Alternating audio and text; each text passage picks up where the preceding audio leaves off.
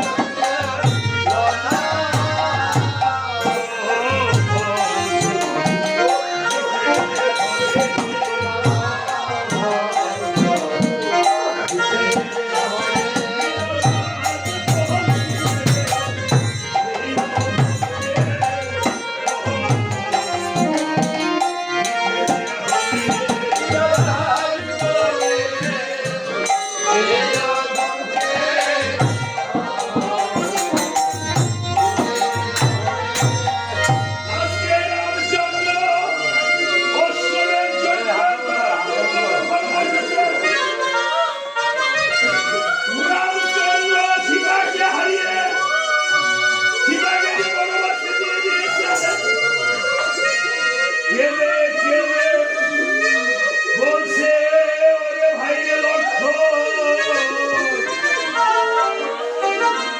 আমরা কোথায় গেলে পিতাকে পাবো? ভগবান রামচন্দ্র তো পিতা দশরথকে হারিয়েছে, আর সীতাকে যে বনবাসে দিয়েছে, বনবাসে সীতাদেবী দুজন পুত্র লবার কুশ, সীতাদেবী লবকুশকে নিয়ে বনে বনে ফিরে, আর লবকুশ কেঁদে কেঁদে সুদর্শন থেকে তো পিতাকে দেখে নাই, সুদর্শন থেকে পিতাকে দেখে নাই, মায়ের কাছে গিয়ে লবকুশ বলছে, ও মা, আজকে জন্মের পরে একবারও বাবাকে বাবা বলে ডাকতে পারলাম না। মা, আমাদের বাবা কবে আসবে?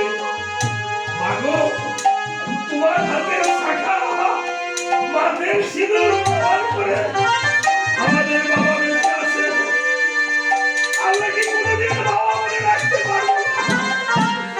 যাদের বাবা আছে, মা, বাবার তো ভুলে দিয়ে দেশে রাখি গেছে। আজকে যেমন আর বাবা বলে মা বলে রাখতে পারবি না, এই দেখো। লবকুশ কেঁদে কেঁদে বলছে, মাগো, ও মাগো,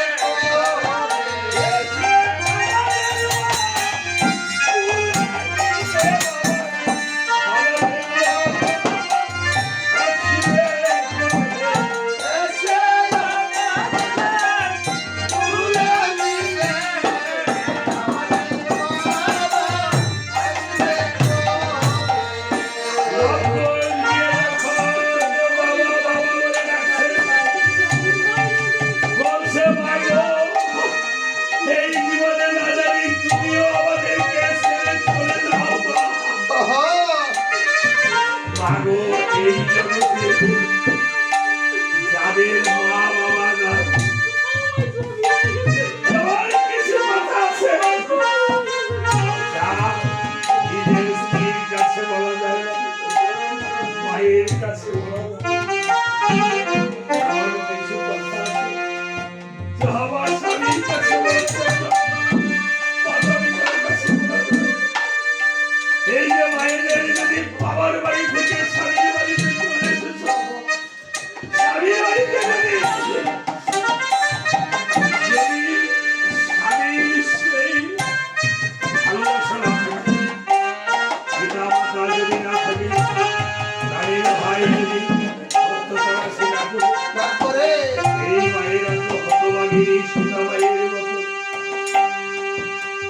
এই জগতে মায়ের তুলনা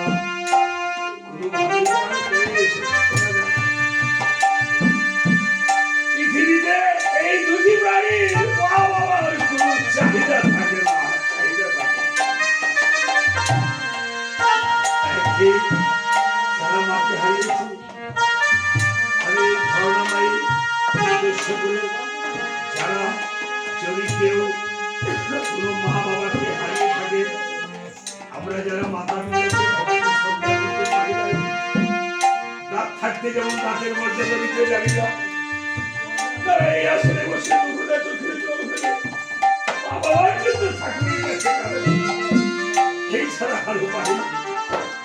আর যাদের মা বাবা ঘরে কষ্ট আছে, তারা মা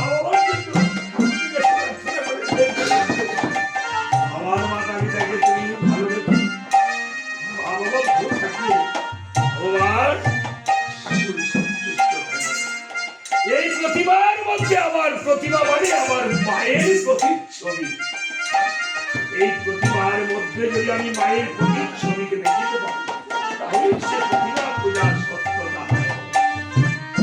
মহাজনের একটি গান মনে পড়েছে, ওরে ওরে মায়ের কান্দ জিন্দাবাদ যে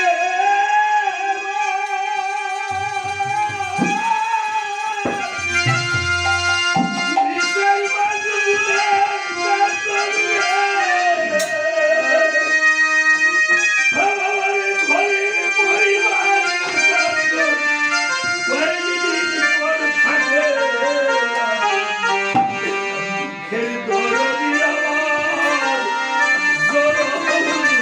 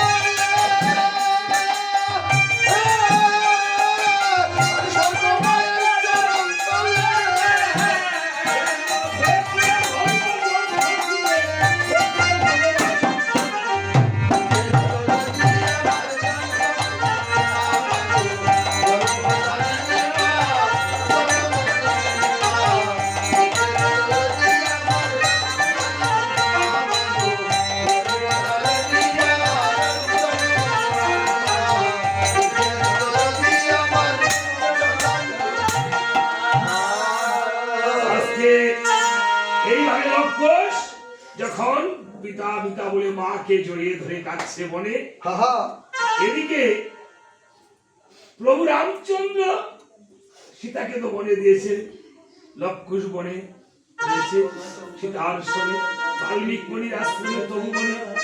এদিকে প্রভু রামচন্দ্র অশ্বমের দিকে নিমন্ত্রণ করেছে ৬০,০০০ মুনি ঋষিকে নিমন্ত্রণ করে হনুমানকে বলছে, হনুমান পাশাবর আমার মিত্র আছে ৩ জন, তাদেরকে তুমি করো গিয়ে নিমন্ত্রণ। হনুমান সবাইকে নিমন্ত্রণ করে আবার সেই চন্ডাল কুলে ভগবান রামচন্দ্রের একজন মিত্র আছে, সে কি রাজা গোবর্ধন। রাজা গোবর্ধনের আঙ্গিনায় গিয়ে গোবর্ধনকে প্রণাম করে বলছে, মহারাজ আপনি এমন কি পুণ্য করেছেন, সেই পুণ্যের বলে আমার ভগবান রামচন্দ্র আপনাকে মিত্র বলে দিয়েছে আলিঙ্গন। রাজা গোবর্ধন বলছে, এই যে প্রেম আলিঙ্গনে কি হয় জানিস? এই প্রেম আলিঙ্গনে ভক্তদের চরণের ধুলির স্পর্শনে এবং চোখে এই যন্ত্রের তন্ত্রে মন্ত্রের কর্ষণে এই চোখের নয়নের দ্বারা বয়। এই নয়নের বাড়ি দ্বারা হলো যেমন বাহিরে কালো মেঘ জমলে যখন আমরা ঘরে যাই বৃষ্টি হয়ে পড়ে গেলে কালো মেঘ দূর হয়ে যায়, ঠিক আমরা আমাদের দেহের মাঝে কিতাব জ্বালা থাকে। এই কিতাব জ্বালা পাতাম যখন আমরা রাম নামের সাকাত করে এসেছি, আজকে যারা যারা এই কালো মেঘ কিতাব জ্বালা নামক চোখের মাধ্যমে এই চোখের জলের মাধ্যমে কালো মেঘ গুলো পড়ে গেছে। এই জন্য ভক্তের চরণ ধরে দিলে এবং প্রেম আলিঙ্গন করলে এই বলে কিতাব জ্বালা বলছে হনুমান, আমি পূর্বজন্মে ছিলেন বশিষ্ঠ মুনির পুত্র, আমার নাম ছিল বামদেব। রাজা দশরথ হরিণ শিকার করিতে গিয়েছিল। হরিণ শিকার করিতে গিয়ে রাজা কেন হরিণ শিকার করিতে গিয়েছিল জানিস? রাজা দশরথের হাত দেখে বশিষ্ঠ মুনি একদিন বলেছিল, মহারাজ তোমার হাতে 2টি ব্রহ্ম হত্যা আর 1টি নর হত্যা হবে। আজকে থেকে 3 দিবসের ভিতরে আমাদের হাতের মধ্যে মন্দ রেখা, ভাগ্য রেখা, দুর্ভাগ্য রেখা সবই রয়েছে। আপনি দেখবেন একমাত্র পৃথিবীতে মানুষেরই কি হস্তরেখা রয়েছে, আর কোন প্রাণীর আছে? আর কোন প্রাণীর এই হস্তরেখা নেই। মানুষের চোখের আইরিস রয়েছে এবং মানুষের হাতের ফিঙ্গারপ্রিন্ট রয়েছে। এই জন্য অনেকে ভাগ্য বিশ্বাস করে না, কিন্তু মানুষের যে হস্তরেখা, যদি হাত বাজিয়ে বাজিয়ে কেউ হরিনাম কীর্তন করে তাহলে এই হাতে মন্দ রেখাগুলো দূর হয়ে যায়, এবং কপাল থেকে যদি ঠাকুরের কাছে প্রণাম করে তাহলে এই কপালের মন্দ ভাগ্য দূর হয়ে যায়। তো এমন হাত দেখে বলেছে তোমার হাতে 2টি ব্রহ্ম হত্যা, 1টি নারী হত্যা হবে। কে বলতেছে? আজকে চন্ডাল কুলে গোবর্ধন রাজা মহারাজ রামচন্দ্র গোবর্ধনকে কেন মিত্র বলেছে, আলিঙ্গন করেছে। দেখে আমরা যা কিছু করি, এই যে এই স্টেজে এসেছি পূর্বজন্মের স্বীকৃতি অনুসারে এসেছি। তাই রাজা দশরথ ভাবে মনে মন, আমি যদি আজকে যে বসি তাহলে আমার হতে ব্রহ্ম হত্যা নারী হত্যা হবে, তাহলে কি করতে হবে? আমার আমি হরিণ শিকারে চলে যাব। রাজারা হরিণ শিকার করিত, আপনারা জানেন। ভাবিতে চিন্তিতে শ্রীবলের মনে করিল গমন। শ্রীবলের মনটা চীনের তিব্বতের পাদদেশে রয়েছে। ওই বনে সাদা হরিণ পাওয়া যেত। হরিণের নাভিতে মৃগনালী কস্তুরী থাকতো। এই কস্তুরী রাজারা সেবন করিত। হরিণ শিকার করে তারা ঐশ্বর্য, বীর্য, যশ, স্ত্রীজ্ঞান, বলি তারা পালন করিত রাজারা। ঠিক আছে, তো রাজা হরিণ শিকারে এইভাবে বসে আছে। এদিকে এই মনে কথা বলবেন, এই 10টার ভিতরে শেষ, তো আপনার যেতে হবে না, 2 ঘন্টা শেষ হয়ে যাবে।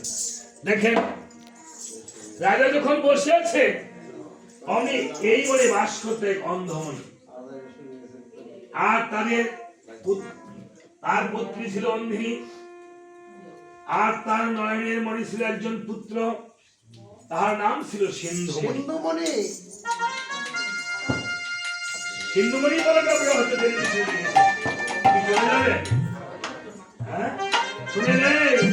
রামায়ণ আসলে এমনিতে চলে যেতে হবে, অমঙ্গল হয়। এই যে এই চামড়ের একটু স্পর্শ নিয়ে যায়।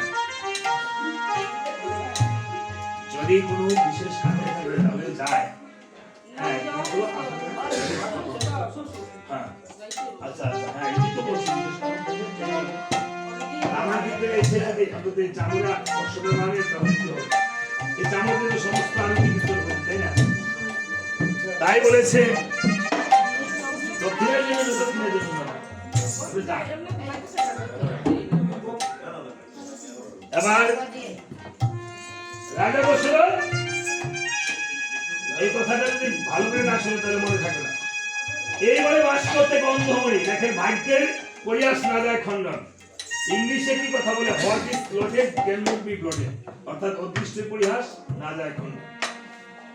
বনে গিয়েও তার মৃত্যু হলো, অর্থাৎ ব্রহ্ম হত্যা, নারী হত্যা করতে হলো। কেন?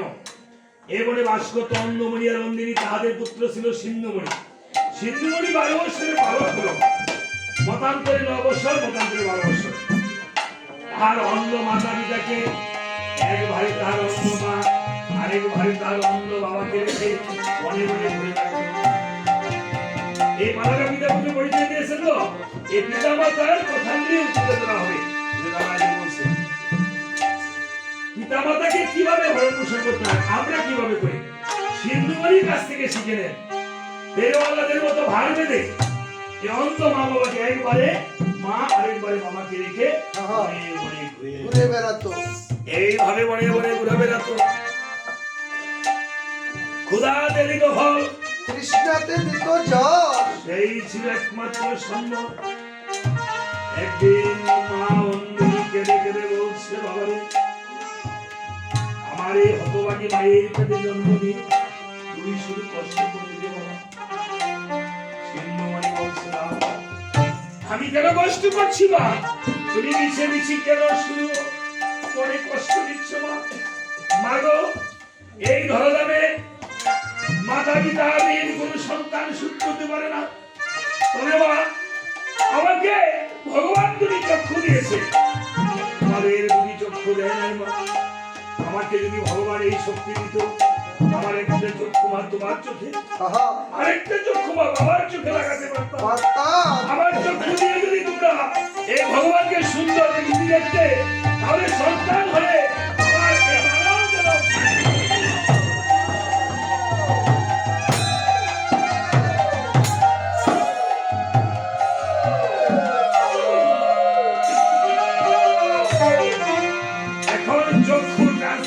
হয়। এই চিন্তাটা সিন্ধুমণির মাথা থেকে এসেছে।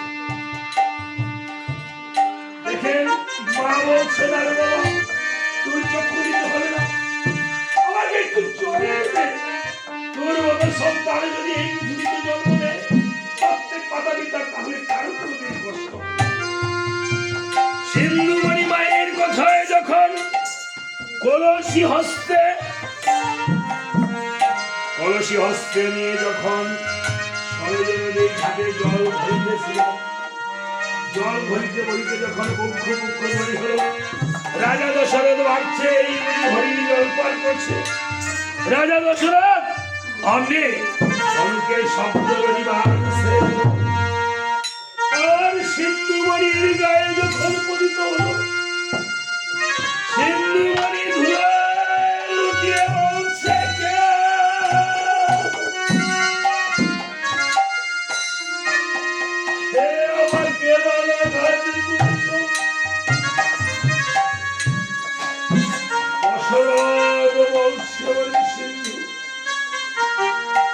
আমি যে অযোধ্যার দশরথ,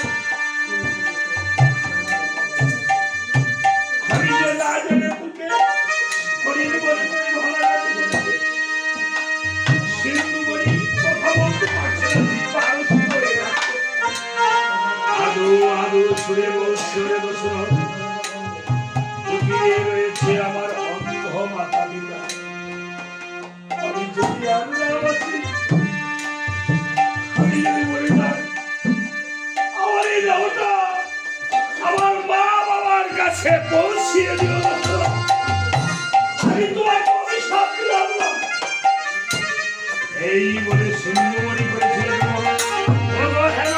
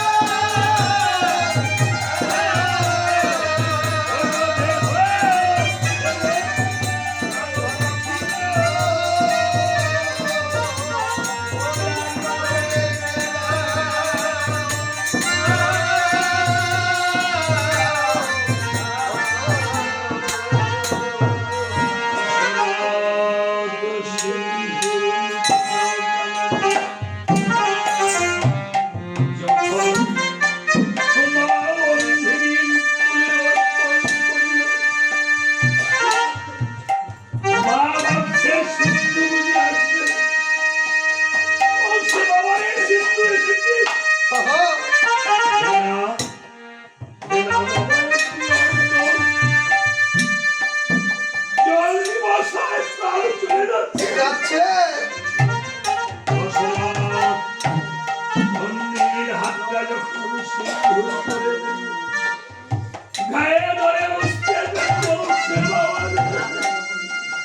এই হতভাগা মাকে কেন একা একা ফেলে চলে গেলি রে বাবা? আমি কি অপরাধ করেছিলাম? কেঁদে কেঁদে বাবা অন্যমণি বলছে ওই দশরথ, এই ধরাধামে আমাদের তো কেহ নেই। আমাদের একমাত্র পুত্রকে যখন নিধন করে ফেলেছ, তবে জেনে রেখো এই ধরাধামে আমাদের আর বেঁচে থেকে কোনো লাভ নেই। আমাদের যেমন পুত্র শুনে প্রাণ বাকি চলে যাবে, তোমার যেন একদিন পুত্র শুনে প্রাণ বাকি পুরা করে চলে যায়। এই অভিসম্পাদ করে তারা দুজনে প্রাণ ত্যাগ করেছে। দশরথের ভাইকে ভাই ছিল ভাই হলো। দশরথ তোর চেয়ার বলছে চলে গেল, আমাকে বাঁচা। ব্রহ্ম হত্যা নারী হত্যা পাপের হয়ে দশরথ বশিষ্ঠ মণি আশ্রমে পান দিয়ে চলছে। বশিষ্ঠ মণি দশরথকে বলছে, বশিষ্ঠ মণির পুত্র বামদেব, বশিষ্ঠ মণি ছিল না বামদেব বলছে, দশরথ তুমি এই স্থানে বসে বসে তিনটি তুলসী পত্রে 3 বার রাম নাম লিখে নিলাম। তুমি যখন করো তোমার কাম পুরো হয়ে যাবে। কেননা একবার রাম নামে যত নাম হয়ে দশরথ না বলিতে হের পাপ দিলে সঞ্চার হইতে দশরথ পুণ্য সঞ্চয় করে চলছে। এদিকে বশিষ্ঠ মণি এসে বলছে, বামদেব এই তুমি মূর্খ দশরথকে উদ্ধার করেছ, যাও তুমি চণ্ডালপুরে জন্ম ধারণ করো। তুমি কেন 3 বার লিখলে? একবার রাম নামে তো যত পাপ হয়েছে, কি সাধ্য আছে তত পাপ করে। যাও। এই আজকে পিতার অভিশাপে পুত্র বামদেব চণ্ডালপুরে জন্ম ধারণ করেছে, কিন্তু চণ্ডালপুরে জন্ম নিয়ে কেঁদে কেঁদে সেদিন ভগবান রামকে স্তুতি করে বলেছিল, হে প্রভু রামচন্দ্র, তোমার নামে যখন আমার হয়ে যায় চণ্ডালপুরে জন্ম ধারণ, তুমি গো প্রভু একদিন আমার মিত্র বলে দিও গো প্রভু আলিঙ্গন। ভগবানের কাছে এই যে বলেছে আকিম শর্মা, ভগবানের কাছে আপনি যদি কিছু চান, এই জন্মে না হোক জন্ম জন্মান্তরে ভগবান আপনাকে করিবেন না। এই জন্য ভগবান মিত্র বলে দিয়েছে আলিঙ্গন। রাজা গোবর্ধনের মিত্র হয়েছে ভগবান রামচন্দ্র। ভগবান কি বলেছে জানেন? ওই আমি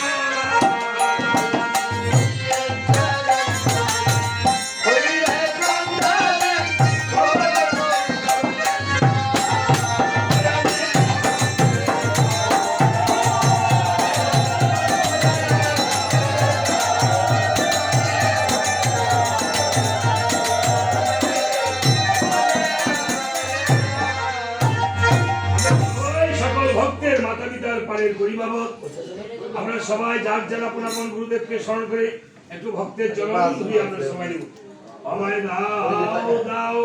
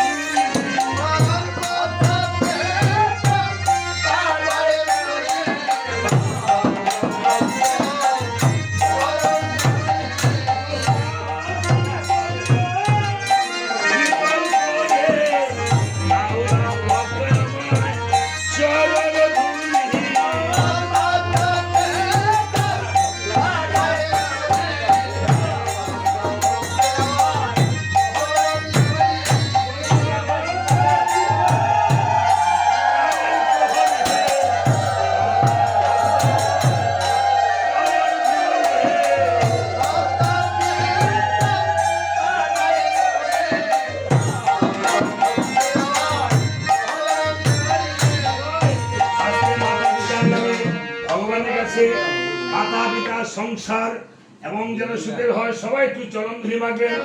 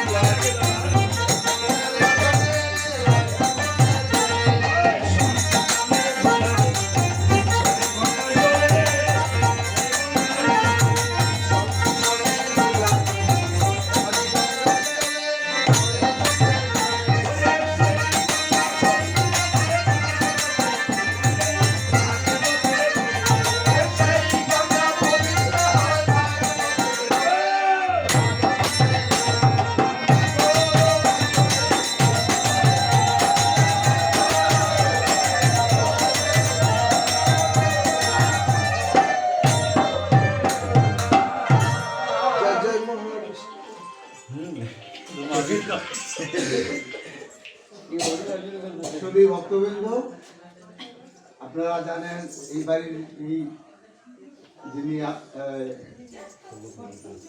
কর্তা ছিলেন